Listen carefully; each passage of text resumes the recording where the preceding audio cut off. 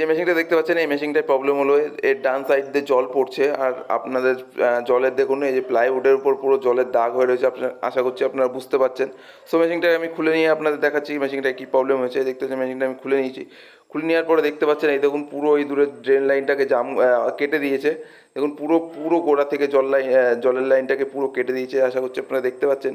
So এটা কোম্পানির ওয়ারেন্টির মধ্যে আছে, বাট কাস্টমারকে এই পাইপের টাকাটা পে করতে হবে, তার কারণ পাইপটা ইঁদুরে কেটে দিয়েছে।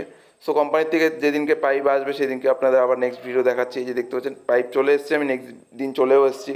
আর দেখতে পাচ্ছেন সেম কোম্পানির সেম পাইপ চলে এসছে। আর দেখতে পাচ্ছেন আমি এখন বসিয়ে দেবো। দেখুন পুরোনো পাইপটা খুলে আমি নতুন পাইপটা বসাবো। কীভাবে বসাচ্ছি সেটাও আপনাদের দেখিয়ে দিচ্ছি। এই যে দেখতে পাচ্ছেন পুরো পাইপটা আমি খুলে নিয়েছি। খুলে নিয়ে আপনাদের দেখি, এই যে দেখুন পুরো খুলে নেওয়ার পরে আমি নতুন পাইপ বসিয়ে দিয়েছি। বসিয়ে দেওয়ার পরে এই যে দেখতে পাচ্ছেন পুরোনো পাইপটা আমি ফেলে দিয়েছি। এখন দেখুন পেছন দিয়ে একদম ফার্স্ট ক্লাসভাবে জল পড়ছে, ভেতরে আর জল পড়ার কোনো রকম চান্স নেই।